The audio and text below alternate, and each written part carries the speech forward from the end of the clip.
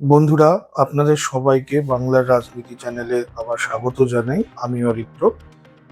বন্ধুরা, আমরা 21শে জুলাই কি হতে চলেছে সেই নিয়ে একটা ভিডিও করেছিলাম, আপনারা হয়তো দেখে থাকবেন, বা যারা দেখেননি তাদের বলবো একবার দেখে নিতে। সেখানে আমরা বলেছিলাম যে 21শে জুলাই বিভিন্ন মঞ্চ থেকে কি কি হতে চলেছে, এবং 21শে জুলাই অ্যাকচুয়ালি যেটা হলো আমরা দেখলাম আমাদের কথা অনেকটাই মিলেছে। তো 21শে জুলাই ঠিক কি কি হলো সেগুলো আমরা একবার রিক্যাপ করে নিই। প্রথমত, তিনখানা সভা তৃণমূলের তরফ থেকে হয়েছে এবং একখানা সভা কংগ্রেসের তরফ থেকে হয়েছে। তৃণমূলের যে সভাগুলো হয়েছে সেদিকেই আমাদের দৃষ্টি বেশি ছিল, সেদিকেই আকর্ষণ বেশি ছিল মানুষের, যেহেতু বিগত বছর যতদিন তৃণমূল সরকার ছিল ততদিন তারা খুবই জাঁকজমকভাবে এই 21শে জুলাইয়ের সমাবেশ করেছিলেন। তো আমরা এইবার কি দেখতে পেলাম, একটা তো মমতাপন্থী যারা কালীঘাট তৃণমূল তাদের একটা সভা। দ্বিতীয় আমরা দেখলাম যে ঋতব্রত বন্দ্যোপাধ্যায়ের সাথে যে সমস্ত তৃণমূল পন্থীরা গেছেন, মানে যেটা হচ্ছে ভালো তৃণমূল আমরা বারবার শুনছি, তাদের একটা। এবং রাজঘাটে দিল্লিতে যারা সাংসদরা মিলে এনসিপিআই গঠন করেছেন বা এনসিপিআই তে যোগদান করেছেন এবং এনডিএ শরিক হয়েছেন বলে তারা দাবি করছেন, তাদের একটা। তো মূলত কলকাতায় যে দুটো সভা তৃণমূলের হলো সেখান থেকে আমরা কি কি দেখতে পেলাম। দেখুন, আমরা আগেই বলেছিলাম যে ঋতব্রত বন্দ্যোপাধ্যায়ের যে সভা থাকবে সেইখান থেকে অভিষেক বন্দ্যোপাধ্যায়কে আক্রমণ করা হবে, এবং মমতা বন্দ্যোপাধ্যায়ের নেতৃত্বে যে তারা রাজি আছে সেরকম একটা বার্তা যাবে। তো এই দুটোই হয়েছে। আপনারা মদন মিত্রের ভাষণ শুনেছেন কালকে। মদনদাকে অনেকদিন পর একটু আহ, বেশ লম্বা ভাষণ দিতে দেখলাম, এবং অনেক কথা বললেন তিনি। অনেক চ্যালেঞ্জও ছুড়ে দিলেন মমতা বন্দ্যোপাধ্যায়ের দিকে, অভিষেক বন্দ্যোপাধ্যায়ের দিকে। যাই হোক, সেগুলো কতটা কি হবে, দল কিরকম ভাবে নেবে, সেটা তাদের পার্সোনাল ব্যাপার, সেদিকে আমরা ঢুকবো না।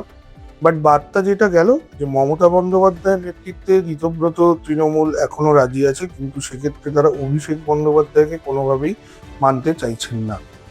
দ্বিতীয়ত, আমরা কি দেখলাম মমতা বন্দ্যোপাধ্যায়ের সভায়, সেখানে একটা ক্যাওয়াস সৃষ্টি হলো, যেটা বন্দ্যোপাধ্যায়কে নিয়ে। কল্যাণ বন্দ্যোপাধ্যায়ের দীর্ঘ ভাষণের জন্য অনেকেই সেখানে ভাষণ দিতে পারেনি বলে দাবি করলেন মমতা বন্দ্যোপাধ্যায়। এছাড়া মমতা বন্দ্যোপাধ্যায় যথারীতি বিজেপিকে আক্রমণ করলেন, এবং আহ, তার সাথে সাথে যারা ঋতব্রত পন্থী তৃণমূল আজকে হয়ে গেছেন তাদেরকেও আবার আক্রমণ করলেন, তারাও এখন গদ্দার। এছাড়া দেখলাম অভিষেক ব্যানার্জি এই যে এত কিছু চলছে, কিন্তু তার মানে তার মধ্যে এখনো মানে বক্তব্যগুলো সেই একই রকম, সেই চ্যালেঞ্জ, সেই আর কত যে উনি চ্যালেঞ্জ করবেন এইটাই আমাদের মাথায় ঢুকছে না।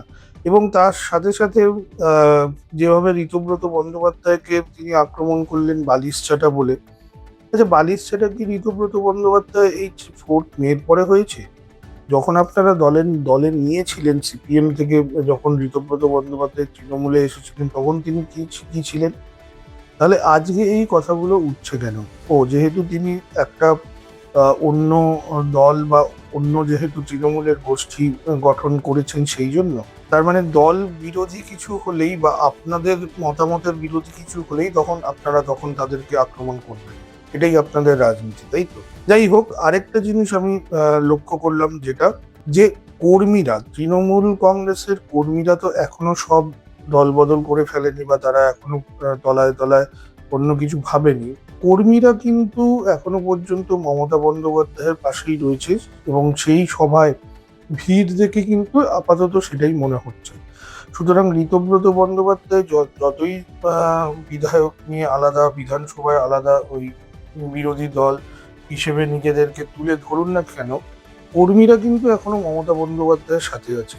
দেখুন, যে কোনো রাজনৈতিক দলের সম্পদ কিন্তু কর্মীরা, ঠিক আছে? এবার একটা নেতা তৈরি করা মমতা বন্দ্যোপাধ্যায়ের পক্ষে খুব একটা ক্রিটিক্যাল কিছু নয়, কারণ এতদিন পর্যন্ত যারা তৃণমূল কংগ্রেসের রাজনীতি করে এসছেন তারা প্রত্যেকেই মেনেছেন যে তাদের দলে একটাই পোস্ট, বাকি সব ল্যাম্প পোস্ট।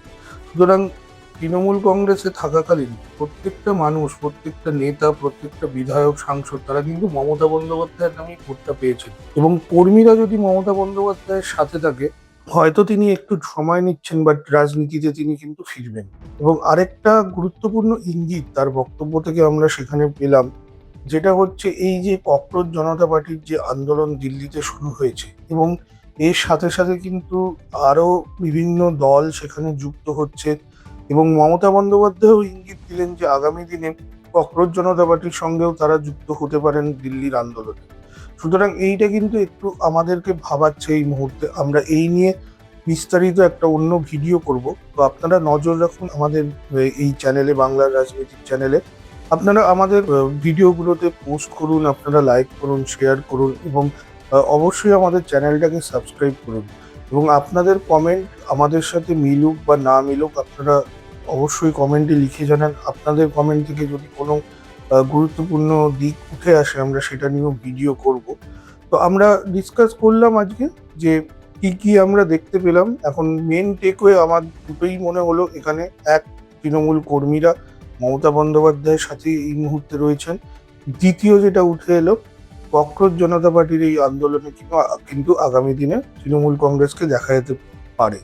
সুতরাং আমরা নজর রাখবো বিভিন্ন দিকে, আর আপনারা নজর রাখুন আমাদের এই চ্যানেলে। ধন্যবাদ।